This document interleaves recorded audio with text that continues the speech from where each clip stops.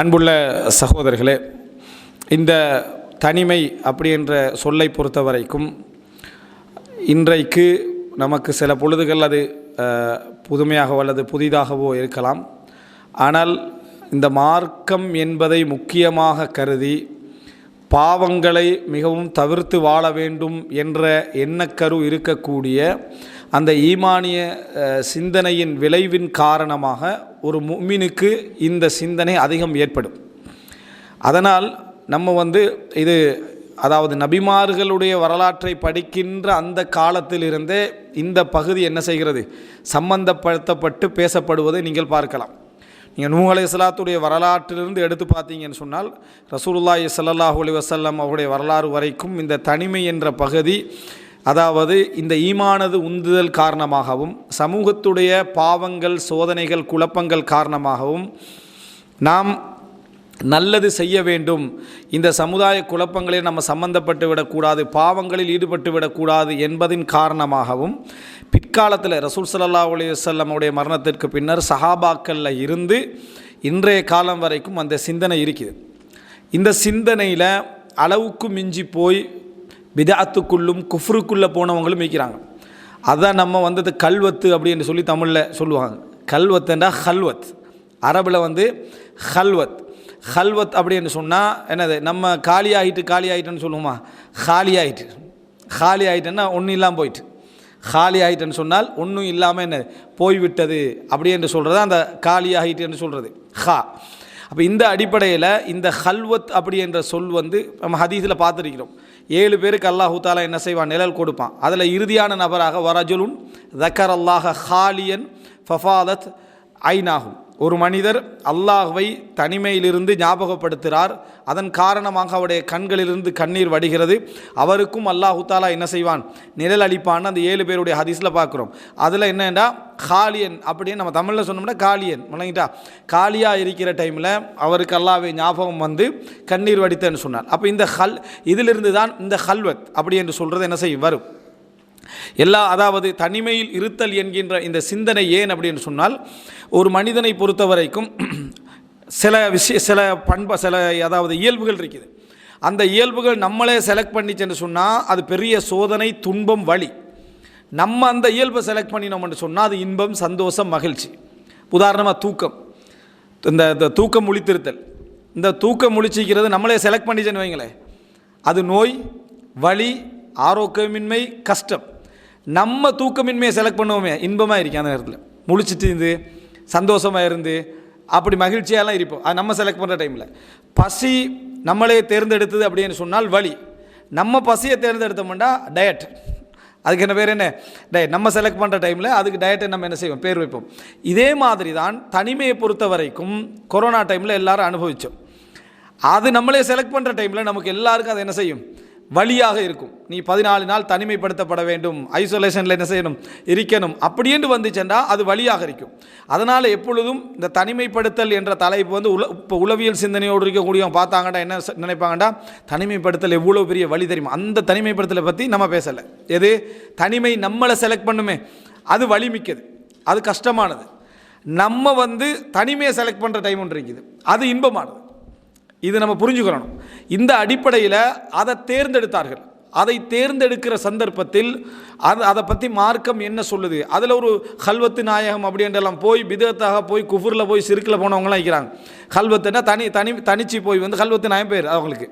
ஏண்டா தனிமையில் போய் கடைசியில் ஒரு பிரம்மை அடைஞ்சி புத்தி பேதளிச்சு போய் அதையெல்லாம் ஈமானாக கருதினவங்களாம் என்ன செய்கிறாங்க, இருக்கிறாங்க. இந்த இடத்துல நம்ம புரிந்து கொள்ள வேண்டிய விஷயம், நம்ம நினைக்கிற மாதிரி இந்த தனிமை என்று சொல்கிறது சும்மா ஒரு தலைப்பல்ல, அது ஒரு வரலாறு என்கின்ற ஒரு பகுதியிலிருந்து ஆரம்பிக்கின்ற ஒரு தலைப்பு அது. எனவே தனிமை என்பது நோயாக பார்க்கப்படும் எப்பொழுது என்று சொன்னால், தனிமை நம்மளை செலக்ட் பண்ணிச்சேன்னு சொன்னால், நம்ம தனிமையாக இருக்கணும் அப்படி என்கின்ற ஒரு செலக்ஷன் சிலர் என்ன செய்வாங்கன்னா, எங்கே இருந்தாலும் தனிமையாக இருப்பாங்க, சபையில் இருந்தாலும் அவங்க தனியாக போயிடுவாங்க. இது நோய். அது ஒரு நோய் என்று சொன்னால் அவருடைய இயல்பு, அது அளவுக்கு மிஞ்சி போச்சுன்னா அது நோய். சந்தேகப்படுறது, நம்ம சந்தேகத்தை செலக்ட் பண்ண அறிவாற்றல் மாதிரி இருக்கும். சந்தேகம் நம்ம செலக்ட் பண்ணிச்சேன்னு வைங்களேன், வசுவாசாக பேத்துரும், நிம்மதியே இருக்காது. சந்தேகம் நம்மளே செலக்ட், அப்படி சில விஷயங்களை நம்ம புரிந்து கொள்ள வேண்டும். அதனால் இந்த மாதிரி ஒரு தலைப்பு வந்து நோயாக பார்க்கப்படும் எப்பொழுதுன்னு சொன்னால், மனிதனால் சமூகத்தில் பழக முடியாமல், பேச முடியாமல், தனிமையிலே இருந்து சபையை கண்டா கூச்சப்பட்டு இந்த மாதிரி ஒரு மிகைச்சத்தன்மை வருமாக இருந்தால் அது பற்றியெல்லாம் இங்கே பேச்சு. நம்ம வந்து சமுதாயத்தில் வாழ முடிந்த நேரத்தில் எல்லா வகையான நிலையிலும் எங்களுக்கு எல்லா ஆற்றலும் இருக்கிற டைமில் தனிமையை நம்ம ஒரு இன்பத்துக்காக செலக்ட் பண்ணுறோம். எதுக்கு? நிம்மதியாக இருக்கணும், ரிலாக்ஸாக இருக்கணும், இறை ஞாபகத்தோடு இருக்கணும், பாவங்களை நம்ம தவிர்த்து கொள்ளணும் என்பதற்காக செலக்ட் பண்ணினால் அது எப்பொழுது அனுமதியாகவும், எப்பொழுது சிறப்பாகவும், எப்பொழுது வாஜிபாகவும் மாறும் அப்படி என்றதை நம்ம புரிஞ்சு கொள்கிறோம். இது அது அதாவது பொதுநலமாக எப்பொழுதெல்லாம் அதை என்ன செய்யுது மாறுது அப்படி என்ற பகுதியில் குர்ஆன் ஹதீஸிலிருந்து நம்ம தெரிந்து கொள்வது. எனவே தனிமை என்ற தலைப்பு இங்கே சாதாரணமாகவே தனிமை அப்படின்னு அடித்து பார்த்தீங்கன்னு சொன்னால் PhD வரைக்கும் முடிச்சுக்கிறாங்க. தனிமை என்று அந்த அளவுக்கான ஆய்வுகள் என்ன செஞ்சு இதில் நடந்திருக்கும். தனிமை என்றது எவ்வளோ பவர், அது எவ்வளோ ஒரு ஒரு ஒரு அது நாம் செலக்ட் பண்ணுற டைமில் தனிமை எந்த அளவுக்கு பவராக இருக்கும் அப்படின்றதையெல்லாம் குர்ஆன் ஹதீஸோடு நம்ம ஒப்பிட்டு புரிகிற இடத்துல இன்னும் நமக்கு என்ன செய்யும் தெரிய வரும்.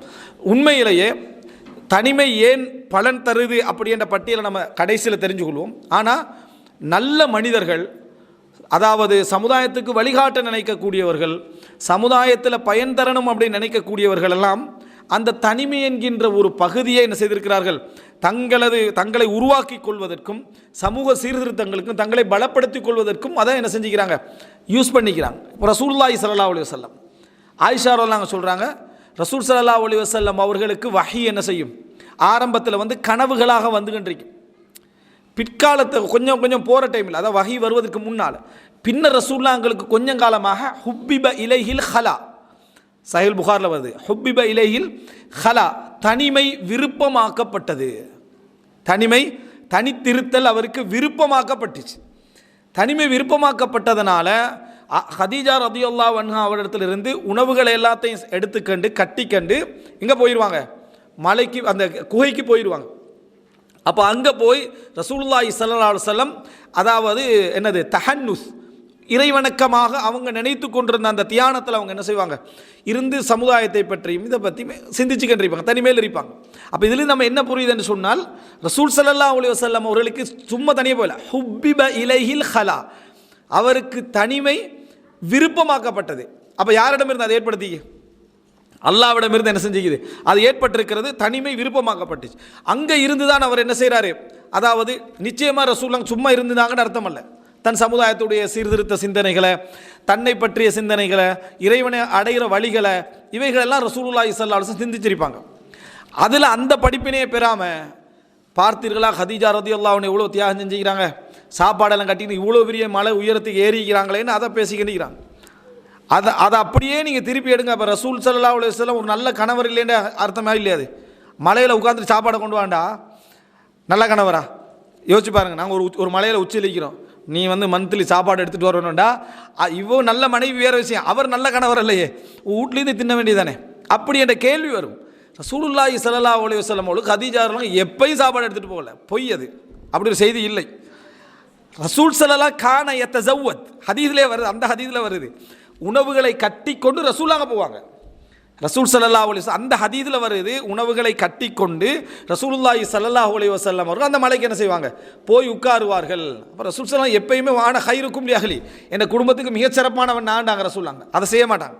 எனவே இந்த அடிப்படையில் ரசூலுல்லாஹி ஸல்லல்லாஹு அலைஹி வஸல்லம் நடந்து கொண்டார்கள் என்றதை நம்ம என்ன செய்கிறோம் பார்க்கிறோம். அப்போ முதலாவது இதிலிருந்து நமக்கு என்ன தெரியும்னு சொன்னால், தனிமை அப்படி என்ற பகுதி நல்ல மனிதர்களுக்கு சிந்தனைக்காக, நல்ல உருவாக்கங்களுக்காக, அதாவது என்ன செய்திருக்கிறது, உருவாக்கப்பட்டிருக்கிறத பார்க்குறோம்.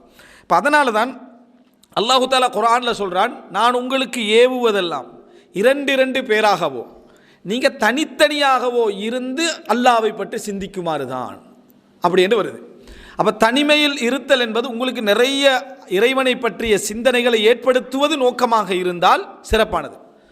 தனிமையில் இருந்து கொண்டு இறைவனை பற்றி ஞாபகப்படுத்துவதுதான் உங்களது நோக்கமாக இருந்தால், அந்த இடத்துல சொல்லப்பட்ட திக்ர் செய்வதே இல்லை, உட்கார்ந்து இறைவனை பற்றி என்ன செய்கிறது, யோசிப்பது என்பது.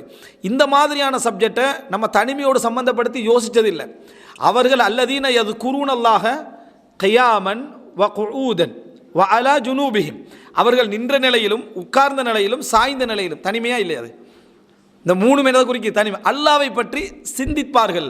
சிந்தனையின் விளைவாக சுப்ஹானக ரப்பனா மா ஹலக்த ஹாதா பாத்திலா, இறைவா நீ தூய்மையானவன், நீ இதை வீணாக படைக்கவில்லை என்ற விளைவு அறிவு அவங்களுக்கு என்ன செய்யும், பிறக்கும்.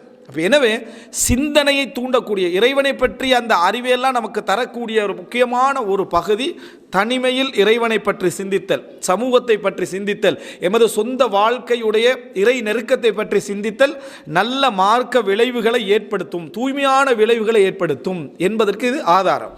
எனவே இந்த செய்திகள் நம்ம சமுதாயத்தை விட்டு நம்மளை ஓரளவுக்கு ஒதுக்கி கொண்டு சிந்தித்தல் என்பது சில பொழுதுகளில் நம்மகிட்ட நல்ல மாற்றங்களை ஏற்படுத்துமாக இருந்தால், சமூக நல்ல விளைவுகளை ஏற்படுத்துமாக இருந்தால் அது ஒரு சிறப்பான நிலை. இது முதல் கட்டம்.